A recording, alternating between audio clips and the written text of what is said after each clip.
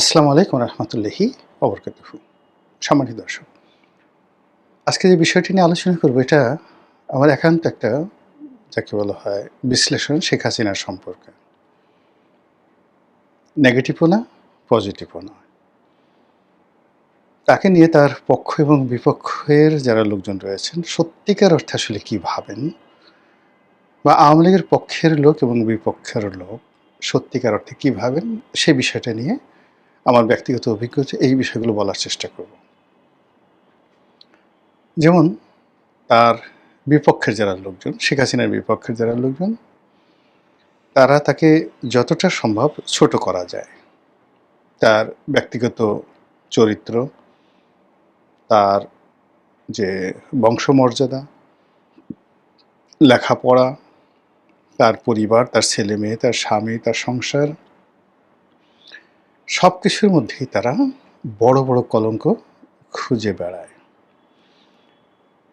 আপনাদের মনে আছে যে আওয়ামী লীগের সভানেত্রী তার বিরুদ্ধে একেবারে বলতে গেলে রাষ্ট্রীয় প্রণোদনা দিয়ে একটা বই বের হয়েছিল, আমার ফাঁসি চাই, মতিউর রহমান রেন্টু।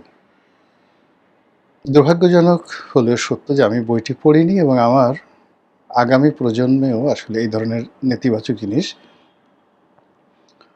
পড়ার কোনো আগ্রহ নেই।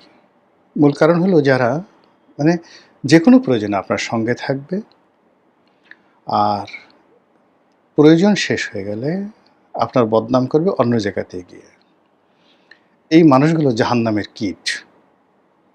দ্বিতীয়ত হলো যে আপনার স্ত্রী হোক, আপনার সন্তান হোক, আপনার বন্ধু হোক, বান্ধব হোক, আপনার গোপন কথাগুলো, ব্যক্তিগত কথাগুলো, সেটা সত্য হোক মিথ্যা হোক, যখন আপনার শত্রুদের হাতে তুলে দেয়, কিয়ামত পর্যন্ত এই ধরনের মানুষের যাকে বলা হয় উপরে আল্লাহর লানত। তো কাজেই সেই যে মতিউর রহমান রেন্টু আমার ফাঁসি চাই লিখে গিয়েছে, একটা সময় শেখ হাসিনার সঙ্গে তার ঘনিষ্ঠতা ছিল, স্নেহ ছিল, ভালোবাসা ছিল। কিন্তু এই মানুষটি যখন এই বিষয়গুলো তার শেখ হাসিনার প্রতিপক্ষের হাতে তুলে দিয়েছে, সেটা যাই থাকুক না কেন ওটা নিয়ে আগ্রহ থাকা মানে এক ধরনের অপরাধ। মানে আমার এই ধরনের অপরাধ ছিল না। আপনি ধরুন বেগম জিয়ার সঙ্গে তো অনেকের সম্পর্ক ভালো ছিল। তারপর শেষে সাইফুর রহমান সাহেব বলেন, তারপর বিএনপি অন্তত ১ ডজন নেতা আছেন যাদেরকে তিনি স্নেহ করতেন, ভালোবাসতেন, শ্রদ্ধা করতেন। এখন অনেক সময় অনেক কথা তিনি হয়তো বলেছেন। সেটি ইতিবাচক কি নেতিবাচক, একান্ত ব্যক্তিগত হোক, কখনো হাস্যচ্ছলে। এখন সেই কথাগুলো যদি সেই লোকগুলো আওয়ামী লীগের হাতে তুলে দেয়, কোনো অবস্থাতেই সেই লোকগুলো ভালো মানুষ নয়। এটা হলো স্বাভাবিক। তো এরকম শেখ হাসিনাকে নিয়ে তার প্রতিপক্ষের যে চিন্তা চেতনা, তার ঠিক রিভার্স চিন্তা চেতনা হলো আওয়ামী লীগের বেশিরভাগ নেতাকর্মী। কিছু মানুষ আছে তাকে অন্ধের মতো ভালোবাসেন আওয়ামী লীগের। কিছু মানুষ আছে অভিমান করেন যে আমাকে কেন অমুকের চাইতে বেশি ভালোবাসে না, বা আমাকে কেন অমুকের চাইতে শেখ হাসিনা কম ভালোবাসেন। এটার একটা শ্রেণী আছে। কিছু মানুষ আছে তার দ্বারা সরাসরি উপকার পেয়েছেন, তারা ওই ১ বার ২ বার ৩ বার উপকার পেয়েছেন, তার প্রতি কৃতজ্ঞ। কিছু মানুষ আছে যাদের তাকদীর, জীবন শেখ হাসিনা জীবনের সঙ্গে মিলে গেছে। বিশেষ করে এই মুহূর্তে যারা ভারতে আছেন, বিদেশে পালিয়ে আছেন এবং জেলখানাতে আছেন। শেখ হাসিনা আছেন তো তারা আছেন, শেখ হাসিনা নেই, তাদের কোনো অস্তিত্ব নেই। তো এই মানুষগুলো শেখ হাসিনাকে মনে করেন সুপার লেডি এবং তার দ্বারা সব কিছু সম্ভব, এবং সবসময় এটা আশা করেন যে এই লোকগুলো আসলে যদি শেখ হাসিনা কখনো সুযোগ পান বা পাবেন তাহলে তিনি ফিরে আসবেন। এই গেল এক শ্রেণীর লোক।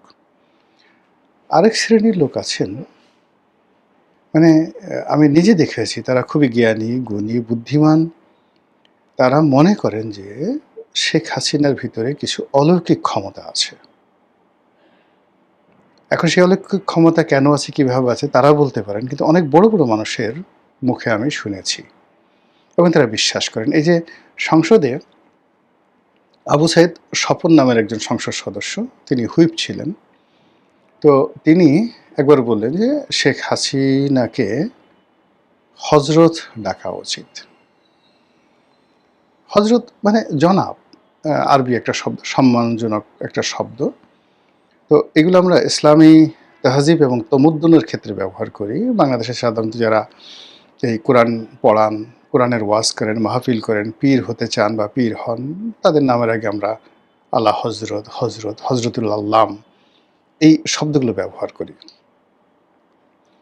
তো বা আল্লামা শব্দটি ব্যবহার করি। তো ঠিক সেই দিক থেকে বলতে গেলে আবু সাইদ স্বপন তাকে যে হজরত বলার চেষ্টা করছেন, সেটা হলো তিনি আধ্যাত্মিকভাবে এরকম একটা পর্যায়ে চলে এসেছেন। এখন আমরা বাইরে সবাই খুব ঠাট্টা করেছি, মস্কারা করেছি, স্যা স্যা স্যা, এটা কি ধরনের দালালি, তেলের একটা সীমাবদ্ধ আছে। কিন্তু আপনি যদি আবু সাইদ স্বপনের বুকের মধ্যে একেবারে স্টেথোস্কোপ লাগিয়ে দেখেন, তাহলে দেখবেন যে ওর অন্তর থেকে এই কথাটা বলেছেন। মানে উনি ওনার অন্তর থেকে এই কথা বলেছেন। আবু সাইদ স্বপন হয়তো আমাদের সমসাময়িক বন্ধু হবেন বা ছোট ভাই হবেন, এজন্য ভুলক্রমে বের হয়ে গেছে। কিন্তু যেহেতু তিনি একটি দলের সংসদ সদস্য ছিলেন, সো তার সম্মানে উনি বলাটাই বাংলা ব্যাকরণ অনুযায়ী বৈধ বা সঠিক। দ্বিতীয়ত, আপনাদের মনে আছে যে একজন খুব ভদ্রলোক মানুষ ছিলেন, পরিকল্পনা মন্ত্রী। তো সেই পরিকল্পনা মন্ত্রী তিনি একবার বলেছিলেন, আব্দুল মান্নান সাহেব, যে শেখ হাসিনা যেভাবে দেশ জাতির জন্য কাজকর্ম করেন, এই জন্য আল্লাহর উচিত বা তার জন্য জান্নাত পাওয়া ফরজ বা তার জান্নাত পাওয়া উচিত, এই ধরনের কথা। আপাত দৃষ্টিতে এই কথাগুলো খুব শিরক মনে হতে পারে, বেদাত মনে হতে পারে, অনেক কিছু। কিন্তু ওই ভদ্রলোক হয়তো তিনি শেখ হাসিনাকে যে বিভিন্ন অ্যাঙ্গেল থেকে দেখেছেন, সেই অ্যাঙ্গেলে মানে তিনি তাকে ওইভাবে মনে করেছেন। ব্যক্তিগত জীবনে শেখ হাসিনা খুবই ধর্মপরায়ণা, নামাজ পড়েন, কালাম পড়েন, তসবিহ করেন, তাহলিল করেন, কোরআন শরীফ পড়েন, অন্যান্য বইপত্র পড়েন এবং ব্যক্তিগত জীবনে খুবই ধর্মপরায়ণা এবং বিশ্বাসী, ধর্মে বিশ্বাসী। এটা ভণ্ডামি নয়, এটা আমি বলতে পারি ব্যক্তিগতভাবে। আমার সাথে একবার যাকে বলা হয় কর্নেল অলি সাহেবের কথা হলো। তো কর্নেল অলি কোনো একটা সময় শেখ হাসিনার সঙ্গে দেখা করলেন একটা জায়গাতে। তো উনি ভোর ৫টার সময় ওনার সঙ্গে দেখা করলেন, ভোর ৫টার সময় শেখ হাসিনার সঙ্গে। তো তিনি বললেন যে ইট ওয়াজ অ্যামেজিং। আমি গিয়ে দেখি যে সেই ভোর ৫টার সময় সে নামাজ পড়ে ওড়না মাথায় দিয়ে she is waiting for me, আমার জন্য অপেক্ষা করছেন। এবং অত সকালবেলা, ভোর ৫টার সময় অত সকালবেলা সে নামাজ পড়া সত্ত্বেও তিনি আমার জন্য সকালের নাস্তা একেবারে টেবিলে রেডি করে বসে আছেন। তো এই যে তার যে মানবিক গুণাবলী, তার দ্বারা অনেক ক্ষতিগ্রস্ত হয়েছেন কর্নেল অলি, কিন্তু তার এই মানবিক গুণাবলী তিনি ভুলতে পারেন না। আবার ধরুন ব্যারিস্টার রফিক সাহেব, ব্যারিস্টার রফিকুল হক, ওনার সঙ্গে আমাদের একটা পারিবারিক সম্পর্ক ছিল। তা আমি, আমার স্ত্রী, তারপর ব্যারিস্টার রফিক, আমরা একবার বেড়াতে গেলাম গাজীপুরে, বেড়াতে গেলাম। তো এবং বেড়াতে বেড়াতে একটা সময় আমরা এই হুমায়ুন আহমেদের যে বাড়ি, সেই বাড়িতেও গেলাম। তো ওখানে উনি আমাদের জন্য ওনার বাসা থেকে খাবার নিয়ে গিয়েছিলেন। সেই খাবার ওনার লোকজন পরিবেশন করলেন। উনি কথা প্রসঙ্গে বললেন যে, রনি দেখো, আমার সাথে তো দুই নেত্রীরই সম্পর্ক ভালো ছিল। তো দুটো অনুষ্ঠানে গিয়েছি। তো বেগম জিয়ার অনুষ্ঠানে যখন যেতাম, সব লোকজন সেই উনি কখনো খেয়ালও করতেন না যে আমি এসেছি বা আসিনি। সবাই বললেন যাও যাও যাও, বা যান যান যান, ও একটু সালাম দিয়ে আসেন। তো লোকজনের জোরাজুরিতে আমাকে হয়তো, আমি সামনে গেলাম, গিয়ে তাকে একটা সালাম দিলাম। তিনি ওই দূর থেকে বসে সালাম নিলেন, আমি চলে আসলাম। আর অন্যদিকে শেখ হাসিনা, সে আমাকে গালাগালি করবে, খোঁটা দেবে, সব কিছু করবে। কিন্তু শেখ হাসিনার অনুষ্ঠানে যদি আমি কখনো যাই, সে মঞ্চ থেকে নেমে আসবে, তারপর আমার হাতটা ধরবে, আমার সঙ্গে কথা বলবে, কথা বলে তারপরে তার লোকজনকে বলবে যে উনি যাচ্ছেন, গাড়ি পর্যন্ত আগায় দিয়ে আসো। এখন এটা তো বাঙালির যে এই যে কালচার, এই যে কার্টিসি, এটা তো আমি ভুলতে পারছি না। ফলে সে যা কিছু করে, গালাগালি করে, কিন্তু শেখ হাসিনার এই কার্টিসি আমি ভুলতে পারছি না। তো এটা হলো ব্যারিস্টার রফিকুল হকের কথা। কর্নেল অলির কথা বললাম। এইভাবে আরো অনেকের মানে ব্যক্তিগত জীবনের অনেক স্মৃতি আছে। আমি যেমন একবার মানে খুবই বিশ্রী একটা অবস্থার মধ্যে পড়ে গেলাম নতুন এমপি হওয়ার পরে। সেটা হলো আমার এলাকাতে ২০০৯ সনে হেলিকপ্টার যাবে। হেলিকপ্টার যাবে। এখন সেই গ্রামের যারা লোকজন, তো পটুয়াখালীতে গলাচিপাতে সিডর হলো। সিডর বা আইলা এরকম কিছু একটা হলো ২০০৯ সনে। এখন প্রচণ্ড আয়লা। তো ঢাকা থেকে জাহাঙ্গীর কবির নানক, তারপরে সেই যাকে বলা হয় খাদ্যমন্ত্রী রাজ্জাক সাহেব, তারা সবাই যাবেন রাঙ্গাবালী, মানে সাবেক মন্ত্রী মাহবুর রহমান সাহেবের এলাকাতে, আর গলাচিপাতে যাবেন না। এখন গলাচিপার লোকজন, সাধারণ নেতাকর্মীরা, ভাই এটা কি হলো, আপনার কি কোনো দাম নাই, আপনার কি কোনো পত্তা নাই, আপনি যদি মন্ত্রীরা আসলো তারা যদি সেই হেলিকপ্টার যদি গলাচিপাতে নামে তাহলে আমাদের কোনো মুখ থাকে, আমরা আপনার দল করি, এই সরাসরি রাঙ্গাবালি যাবে, খেপুপড়া যাবে, তো মাহবুব মিয়ার যাকে বলা হয় দাম বেড়ে যাবে। তো আমার আসলে এমন অবস্থা হয়ে গেলো যে আমি নিজেও কনফিউজড হয়ে গেলাম। তো তখন আমি রাজাক সাহেবকে টেলিফোন করলাম, খাদ্যমন্ত্রী। উনি বলল যে, রনি এটা তো আমার আসলে কিছু করার নেই। এই কারণ হলো যে এই হেলিকপ্টার যায় সিভিল এভিয়েশনের প্রোগ্রাম করা থাকে এবং এটা আর্মির হেলিকপ্টার, ওরা সব কিছুই নিয়ন্ত্রণ ওইভাবে করে দেয়। তা আমি তখন সেই রাত্রি ১০টার দিকে তখন যমুনাতে শেখ হাসিনা থাকেন, সোজা তার কাছে চলে এলাম। দেখি উনি ওনার রুমে বসে, অনেক ভিজিটার আছে, আমিও গেলাম। তো হেসে দিলেন, এমপি সাহেব কী খবর? তা বললাম যে, আপা এই ঘটনা। তো সে হেসে দিলেন। হেসে দিয়ে বললেন, কোনো অসুবিধা নেই, রাজ্জাককে বলো যেভাবে হোক হেলিকপ্টার আগে গলাচিপা যাবে, তারপর অন্য জায়গায় যাবে। এখন খুব ছোট্ট একটা বিষয়, কিন্তু সেভাবে হয়েছিল সেই ঘটনা আর কি। তো রাত্রি ১০টার সময় আমি আসলাম খুব খুশিতে হয়ে, সেই প্রচণ্ড মানে যাকে বলা হয় ঝড় বৃষ্টির মধ্যে।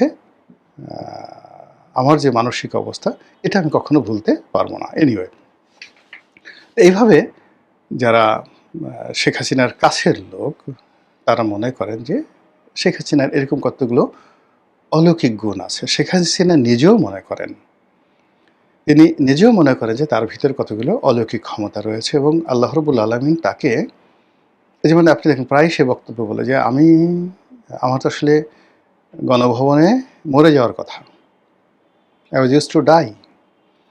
অথবা তিনি মনে করেন যে ২১ আগস্টে তার উপর যেভাবে গ্রেনেড হামলা হয়েছিল তার মরে যাওয়ার কথা। তারপর চট্টগ্রাম এরশাদ আমলে যেভাবে তার জনসভাতে গুলি চালানো হয়েছিল তার মরে যাওয়ার কথা। এরপরে আওয়ামী লীগ বিএনপির জমানাতে তিনি একবার ট্রেনে করে যাচ্ছিলেন যশোরে, সেখানেও তার উপর গুলি চালানো হয়েছিল, তিনি বেঁচে গেছেন। এরপরে এরশাদ জামানাতে আবার তিনি যখন ৩২ নম্বরে থাকতেন তখন এই আততায়ী পাঠিয়ে সরাসরি ব্রাশ ফায়ার করা হয়েছে, ৩২ নম্বরে ওয়াল টোয়াল সব ছিদ্র করে দেওয়া হয়েছে। তো তিনি মনে করেন যে এই যে বারবার তার উপর যে আক্রমণ হয়েছে, তারপর তিনি বেঁচে আছেন, এর মধ্যে কিছু অলৌকিকত্ব আছে এবং আল্লাহ রাব্বুল আলামিন তাকে দিয়ে কিছু কাজ করাতে চান। আর এই যে ঝক্কি ঝামেলাগুলো আসছে, এতে তার সাহস বাড়ছে, তার শক্তি বাড়ছে এবং তিনি নিজেই একাধিকবার আমাদেরকে বলেছেন যে যখনই একটা বিপদ আসে, বিপত্তি আসে, আমি ভেঙে পড়ি ১ দিন, ২ দিন, ৩ দিন। এরপর যখন আমি জেগে উঠি তখন আমার শক্তিমত্তা দ্বিগুণ, ৩ গুণ, ৪ গুণ হয়ে যায়। উনি বলতেছিলেন ২০০৯ সনে প্রথম যে 9th পার্লামেন্ট হলো, ৯ম পার্লামেন্টের প্রথম বৈঠকে উনি বলতেছিলেন যে আমি যখন জেলে ছিলাম ১১টার সময়, বলে বিশ্বাস করুন আমার মনে হতো আজকে আমার জীবনের শেষ দিন, আমি বোধহয় আর বাঁচব না, নিঃশ্বাস বন্ধ হয়ে যেত। হতাশ ছিলাম এবং বাইরের যে অবস্থা, যে ভীতি ছড়িয়ে পড়েছে, কোনো দিন আওয়ামী লীগ দাঁড়াবে, অর্গানাইজ হবে, এটা আমি কখনো স্বপ্নেও কল্পনা করিনি। কিন্তু আল্লাহর কি মহিমা যে এই যে একটা ব্রুট মেজরিটি নিয়ে আমি এই ২ বছরের মাথায়, ১.৫ বছরের মাথায় আবার ক্ষমতায় এলাম। এ আল্লাহ কি না পারেন, এ আল্লাহ কি না পারেন, এই কথা বলে সবার সামনে তিনি নিজের কপাল থাপড়াতে শুরু করলেন যে আল্লাহ কি না পারেন। কাজেই আমি কিছু কাজ করব, আমি কিছু কাজ করব যেটা আমার মন থেকে আসে। মনে যে কাজগুলো আসে, যে কাজগুলো করা উচিত, আমি কারো দিকে তাকাবো না। কে কি বলল, কে কি সমালোচনা করলো, এটা না, আমার মন থেকে, যেটাকে আমরা বলি এলহাম, আমার মন থেকে যে কাজগুলো আসে, ভালো কাজগুলো, সেই কাজগুলো আমি করব। যাই হোক, এই হলো শেখ হাসিনার অবস্থা। তো সেই দিক থেকে এখন তিনি দিল্লিতে আছেন এবং দিল্লির মাটিতে বসে তিনি হুমকি দিচ্ছেন যে, আমি আমার দল কিভাবে চালাবো, আমার বাংলাদেশে আমি কখন যাব বা না যাব, এটা দিল্লির সিদ্ধান্ত নয়, এটা ভারতের সিদ্ধান্ত নয়, এটা আমার সিদ্ধান্ত। দিল্লির মাটিতে বসে কথা বলা এত সোজা নয়। যেখানে আমরা বাংলাদেশে বসে একজন রাষ্ট্রদূতের সঙ্গে আমাদের প্রধানমন্ত্রী করমর্দন করে ছবি তুলে সেটা আবার ফেসবুকে দিতে আমরা স্বাচ্ছন্দ্য বোধ করি, সেখানে শেখ হাসিনা আমেরিকার পররাষ্ট্রমন্ত্রীকে অ্যালাউ করতেন না তার সাথে দেখা করার জন্য। জন ক্যারি যখন এলেন, মানে শেখ হাসিনার সাথে সমান্তরাল হাঁটবেন, নট লাইক দ্যাট। এবং এই জন ক্যারি, যিনি পররাষ্ট্রমন্ত্রী ছিলেন, যিনি আমেরিকার প্রেসিডেন্ট হওয়ার কথা ছিলেন, ভাইস প্রেসিডেন্ট ছিলেন, তো সেই জন ক্যারি, এই যে এখন যে ব্রেন্ট ক্রিস্টেনসেন, তার মতো লম্বা। তো শেখ হাসিনার পাশে দাঁড়ালে শেখ হাসিনাকে ছোট মনে হবে, এই জন্য সে শেখ হাসিনার পিছিয়ে পিছিয়ে হাঁটা শুরু করলো এবং হাত কাছুমাছু করে। আপনি ছবিগুলো দেখেন। আর এখন ব্রেন্ট ক্রিস্টেনসেন দেখেন, সে গিয়ে করে কি, ওই যে জন সিনহা বা রক, যে যাকে বলা হয় যারা ওই যে কুস্তি লড়ে, তারা যেভাবে সিনা উঁচু করে প্রতিপক্ষের সামনে যায়, সেইভাবে সিনা উঁচু করে সে সংসদ ভবনে deputy speaker Kaiser Kamal, barrister Kaiser Kamal, পররাষ্ট্রমন্ত্রী খলিলুর রহমান আর শফিকুর রহমান জামাতের, তাদের সামনে যখন যান, আর ওই মানুষগুলো যখন সেই গালিভার ট্রাভেলসের দিকে তাকিয়ে থাকেন, কি যে একটা দৃশ্য! আমার কাছে মনে হয় আমেরিকা ইচ্ছা করে এই লোকগুলোকে অপদস্থ করার জন্য এরকম একটা লম্বা চূড়া লোক বাংলাদেশে দিয়েছে। শেখ হাসিনার জমানাতে যদি সে আসতে চাইতো, বিশ্বাস করেন তাকে সে অ্যালাউই করতো না বাংলাদেশে, যে ইউ ক্যানট কাম, এত বড় একটা শরীরের লোক নয়, খাটো খোটো লোকজন দেওয়া আর কি বাংলাদেশে। এই হলো শেখ হাসিনা। সেখানে বসে তিনি বলছেন যে তিনি মরে যাবেন, জেলে যাবেন, ফাঁসিতে চলবেন, তবু বাংলাদেশে আসবেন। সেখানে বসে তিনি বলছেন যে আমি আসবো কি আসবো না সেটা ভারতের সিদ্ধান্ত না, এটা আমার সিদ্ধান্ত। আমার দলে কে সভাপতি হবে এটা আমার ব্যাপার। এমনকি তার ছেলে সজীবাদের জয় যে কথাগুলো বলেছেন যে আম্মা সম্ভবত রিটায়ার্ড করবেন, তিনি বলছেন যে নো। বোঝার চেষ্টা করেন যে এই বয়সে তার ছেলে তাকে নাড়াতে পারছে না। মানে অনেকে সে লেজ মাথা নাড়ায়, মাথায় লেজ নাড়ায়, শেখ হাসিনা এখনো মাথায় হিসেবে আছেন, কোনো লেজ এখনো পর্যন্ত তাকে নাড়াতে পারেনি। সেটা ওয়াইদুল কাদের হোক, সজীব ওয়াজেদ জয় হোক, শেখ হেলাল হোক, শেখ সেলিম হোক, এনিবডি। এই বিপদের সময়ও মানে কেউ বলতে পারছে না যে সব দোষ শেখ হাসিনা, শেখ হাসিনার জন্য আমাদের এই দুরবস্থা।